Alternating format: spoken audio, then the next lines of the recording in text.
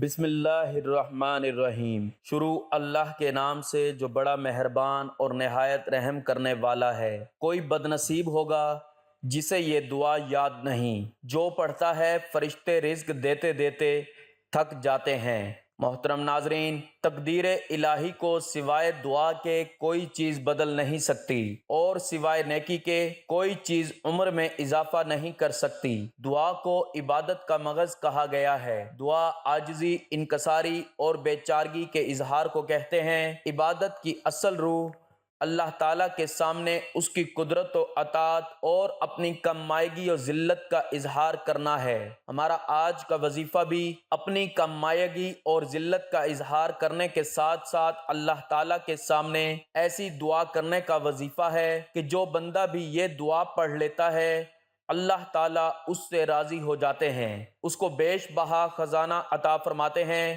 اللہ تعالیٰ فرشتوں کو حکم دیتے ہیں کہ اس بندے کی تمام حاجات کو پورا فرما دو، اور فرشتے اس بندے کو اتنا رزق دیتے ہیں کہ رزق دیتے دیتے تھک جاتے ہیں۔ اس دعا کی بہت اہمیت اور فضیلت ہے۔ کوئی بد نصیب ہی ہوگا جو یہ دعا یاد نہیں کر سکے گا اور اس دعا کا عمل نہیں کرے گا۔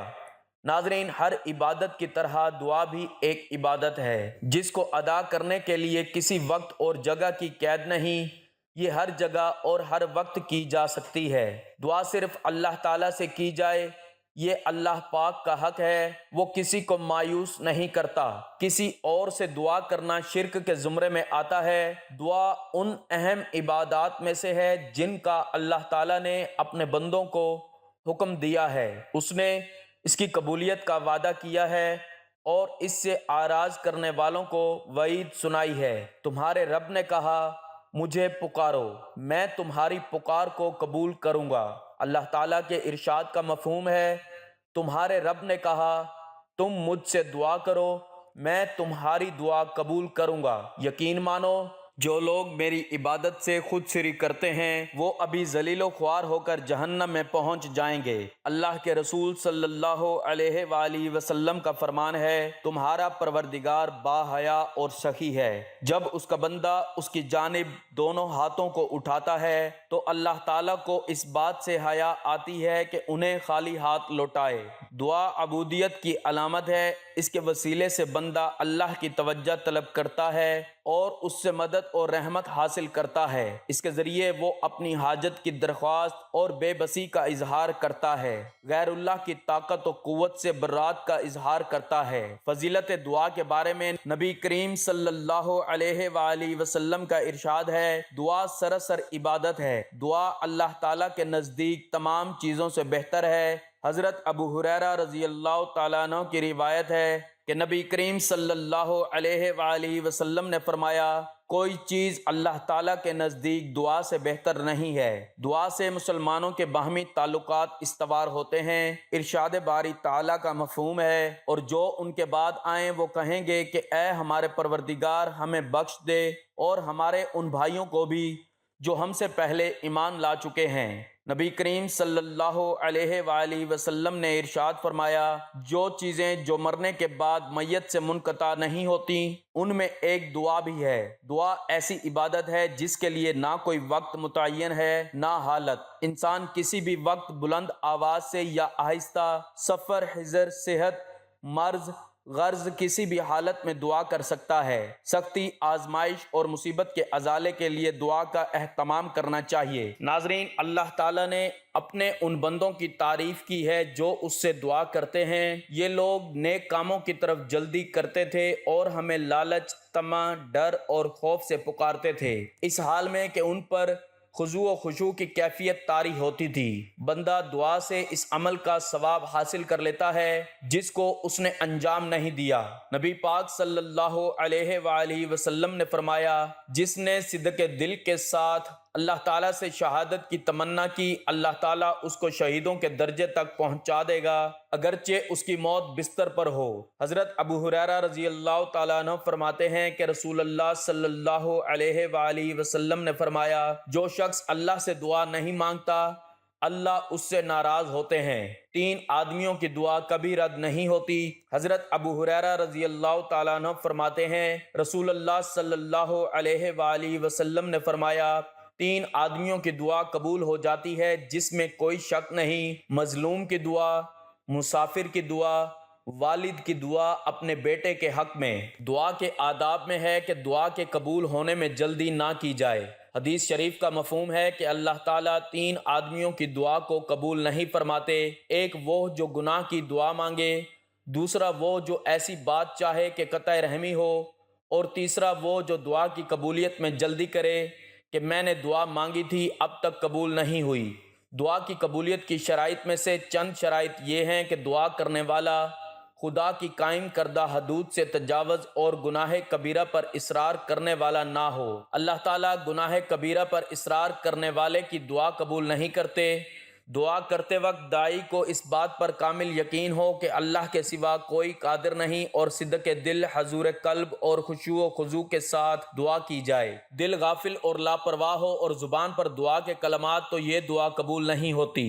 نبی کریم صلی اللہ علیہ وآلہ وسلم کا فرمان ہے کہ اللہ تعالیٰ غافل اور بے توجہ دل کی دعا قبول نہیں فرماتے۔ دعا کرنے والے کے لیے یہ بھی ضروری ہے کہ حرام کھانے پینے سے بچتا ہو اور دعا کے بارے میں عجلت اور بے صبری نہ کرتا ہو۔ اس کے ساتھ ہمارے پیارے آقا و مولا صلی اللہ علیہ وآلہ وسلم نے ہمیں دعا کرنے کا طریقہ بھی سکھایا کہ دعا کرتے وقت دونوں ہتھیلیوں کو پھیلا کر رکھا جائے، دونوں ہاتھ مونڈوں کے برابر ہوں۔ پہلے اللہ پاک کی حمد و ثنا بیان کی جائے اور آپ صلی اللہ علیہ وآلہ وسلم پر درود شریف بھیجا جائے، پھر دعا کی جائے۔ دعا کرتے وقت آواز پست اور آہستہ ہو، کیونکہ خود اللہ تعالیٰ نے دعا کے آداب بتاتے ہوئے ارشاد فرمایا ہے، تم اپنے اللہ کو گریہ و زاری کے ساتھ اور چپکے چپکے پکارو۔ ناظرین، دعا کی فضیلت، اہمیت اور مشروعیت و ترغیب کے بارے میں سب سے پہلے ہم اللہ رب العزت کی مقدس کتاب میں وارد ہونے والی آیات کریمہ کا ذکر کریں گے، پھر اس سلسلہ میں سنت مطہرہ سے صحیح احادیث بیان کریں گے، اور بعد میں اس تعلق سے چند ضعیف روایات کا ذکر کریں گے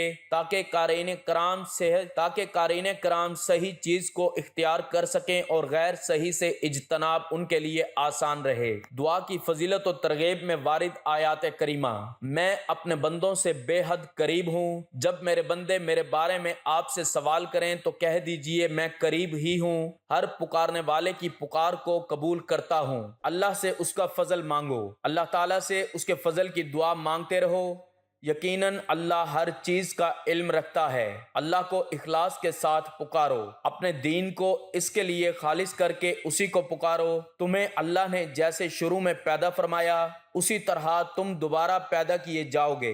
چپکے چپکے اسی سے دعائیں مانگو، اپنے رب سے گڑ گڑاتے ہوئے اور چپکے چپکے دعا مانگو، بے شک وہ حد سے گزرنے والوں کو پسند نہیں کرتا۔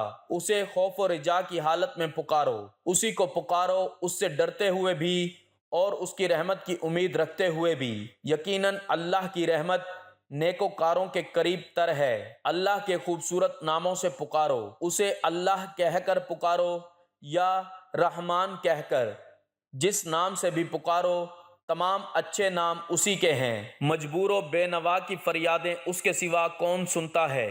بے کس کی پکار کو جب وہ اس کو پکارے کون قبول کر کے سختی کو دور کر دیتا ہے؟ روزی اللہ ہی سے طلب کرو، پس تم اللہ تعالیٰ ہی سے روزیاں طلب کرو اور اسی کی عبادت کرو اور اسی کی شکر گزاری کرو۔ اللہ ہی سے فریادیں کرو چاہے کافروں کو برا لگے۔ تم اپنے دین کو اللہ کے لیے خالص کر کے اسی کو پکارتے رہو چاہے کافر برا مانے۔ دعا عبادت ہے اور دعا سے گریز تکبر ہے۔ تمہارے رب نے فرمایا مجھ سے دعائیں کرو، میں تمہاری دعاؤں کو قبول کروں گا۔ یقین مانو جو لوگ میری عبادت سے خود سری کرتے ہیں وہ جلد ہی ذلیل ہو کر جہنم میں پہنچ جائیں گے۔ وہی زندہ و لا شریک ہے، اسی سے مانگو، وہ زندہ ہے، اس کے سوا کوئی معبود برحق نہیں، پس تم خاص اسی کی عبادت کرتے ہوئے اسے پکارو۔ دعا کی فضیلت میں وارد صحیح احادیث: دعا عین عبادت ہے۔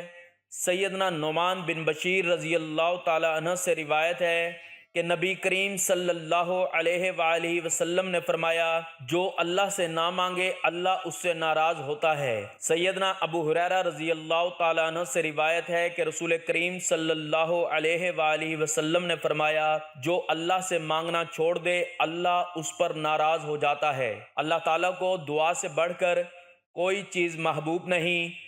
سیدنا ابو ہریرہ رضی اللہ تعالیٰ عنہ سے روایت ہے کہ رسول اللہ صلی اللہ علیہ وآلہ وسلم نے فرمایا اللہ کے نزدیک دعا سے بڑھ کر کوئی چیز زیادہ قابل عزت نہیں۔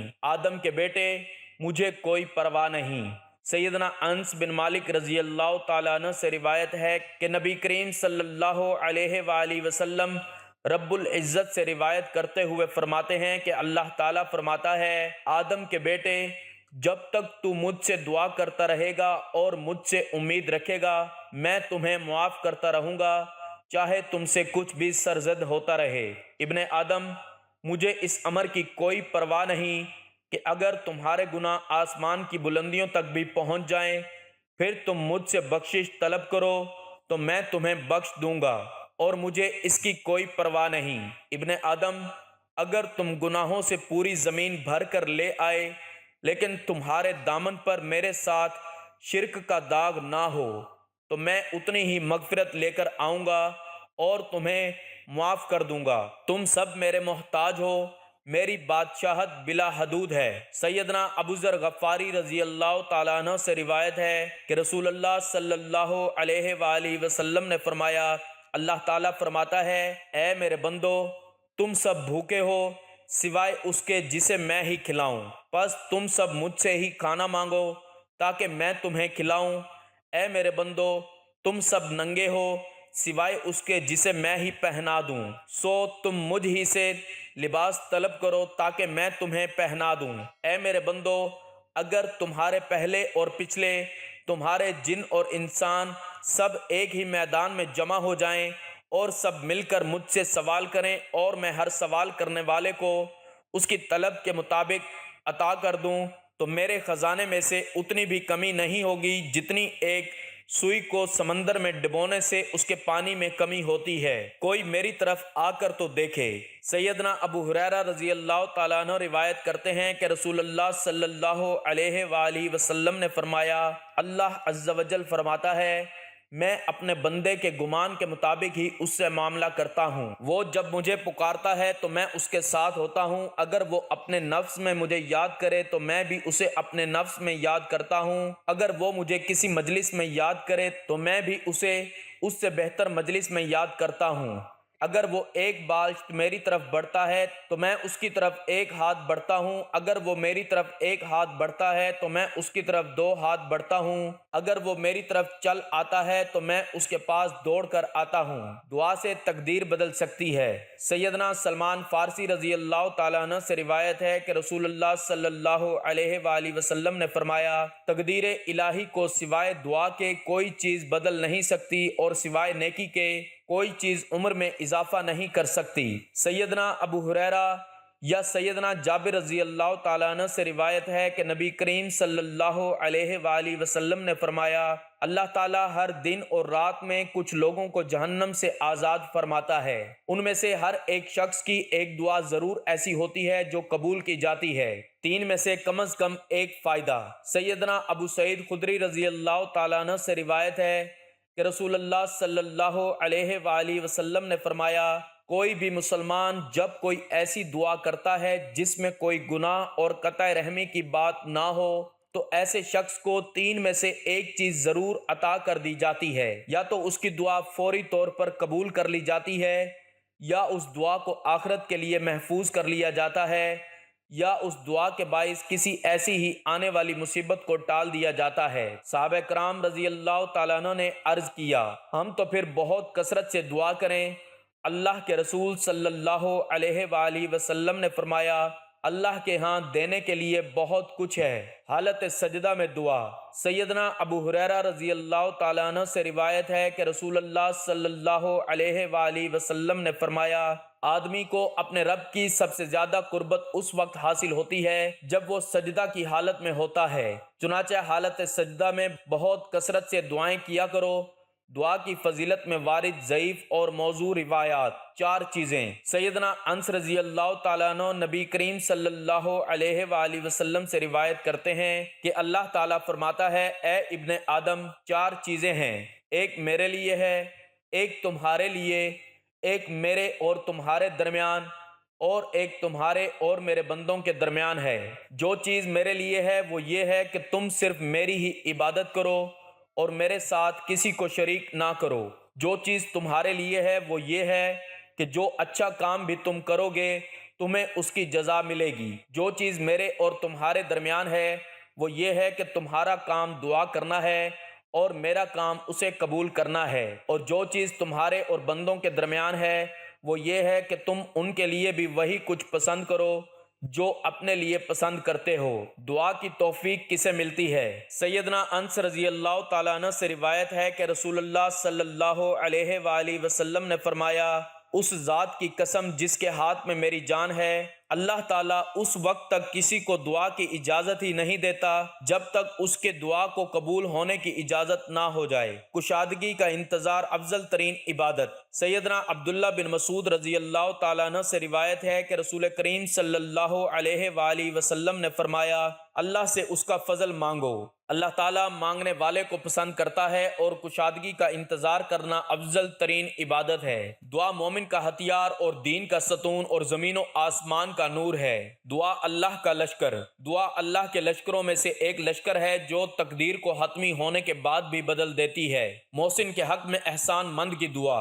جس کے ساتھ احسان کیا گیا ہو اس کی اپنے محسن کے لیے کی گئی دعا رد نہیں کی جاتی۔ والد کی دعا اولاد کے لیے۔ باپ کی دعا اولاد کے حق میں ایسے ہے جیسے نبی صلی اللہ علیہ وآلہ وسلم کی دعا اپنی امت کے حق میں۔ دعا کے بعد چہرے پر ہاتھ پھیرنا۔ سیدنا عمر رضی اللہ تعالیٰ عنہ سے روایت ہے، نبی کریم صلی اللہ علیہ وآلہ وسلم جب دعا کے لیے ہاتھ اٹھاتے تو انہیں نیچے لانے سے قبل اپنے چہرے پر پھیر لیتے۔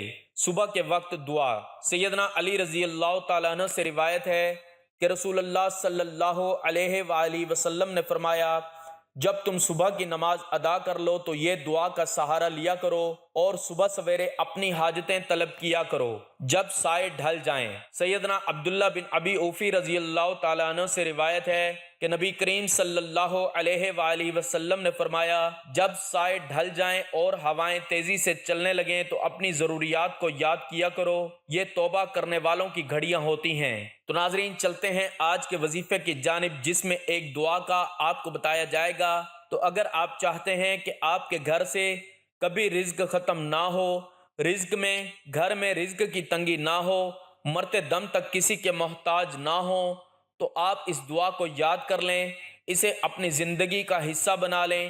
چھوٹی سی دعا ہے لیکن وہ دعا ہے کہ اگر آپ اس دعا کو اپنی زندگی کا حصہ بنا لیں تو انشاءاللہ کبھی تنگ دست نہیں ہوں گے، کسی کے محتاج نہیں ہوں گے، جانی مالی ہر اچانک آنے والی پریشانی سے، مصیبت سے، بیماری سے ہمیشہ اللہ کی حفاظت میں رہیں گے۔ تو وہ دعا یہ ہے کہ ہمارے پیارے آقا صلی اللہ علیہ وآلہ وسلم نے فرمایا کہ جب بھی کوئی بندہ پریشان ہو، چاہے وہ رزق کی وجہ سے ہو، بیماری کی وجہ سے ہو، کسی دشمن کا خوف ہو، تو عاجزی سے، انکساری سے صرف 7 مرتبہ اسے پڑھنے کا معمول بنا لے، یا روزانہ صرف 1 مرتبہ بھی 5 نمازوں کے بعد پڑھ لیں۔ اس دعا کو 2 سجدوں کے درمیان نبی پاک صلی اللہ علیہ وآلہ وسلم پڑھتے تھے، تو آپ بھی اس کو پڑھیں اور اللہ کی نعمتوں سے مالا مال ہو جائیں۔ اللہم اغفر لی ورحمنی واہدنی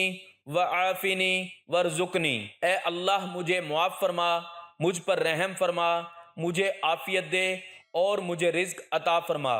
جو یہ دعا روزانہ پڑھے گا، اللہ پاک اسے روزانہ اپنی ہر نئی نعمت سے نوازے گا اور اس پر اچانک آنے والی مصیبتوں کے، پریشانیوں کے اور اس کی تنگی کے دروازے بند کر دے گا۔ ناظرین، ویسے تو یہ ایک جامع دعا ہے، لیکن اس کے بعد اگر آپ اپنی دنیاوی خواہشات کے لیے اللہ تعالیٰ سے دعا مانگنا چاہیں تو بھی آپ دعا مانگ سکتے ہیں۔ دعا ہے کہ اللہ پاک ہمیں صحیح معنوں میں پکا اور سچا مسلمان بنائے۔ آج ہم مسلمانوں کو دعا کی اہمیت و فضیلت معلوم ہی نہیں۔ اللہ ہمیں اس کی اہمیت کو جاننے کی توفیق دے اور اور اپنے رب سے بار بار اور خوب مانگنے والے بن جائیں۔ اللہ کے خزانوں میں کوئی کمی نہیں، وہ ہمیں اپنے خزانوں سے لینے والا بنا دے، آمین۔ اور اللہ تعالی ہماری تمام پریشانیاں اور مصیبتیں دور فرما دے، آمین۔ دعا ہے کہ اللہ تعالیٰ میرا سنانا اور آپ کا سننا اپنی بارگاہ الہی میں قبول و منظور فرمائے، آمین۔ ناظرین، گزارش ہے کہ اللہ تعالیٰ کے 99 ناموں میں سے کوئی ایک نام لکھ کر کمنٹس میں ضرور شیئر کریں۔ اللہ تعالیٰ ہم سب کا حامی و ناصر ہو، آمین۔ جزاک اللہ۔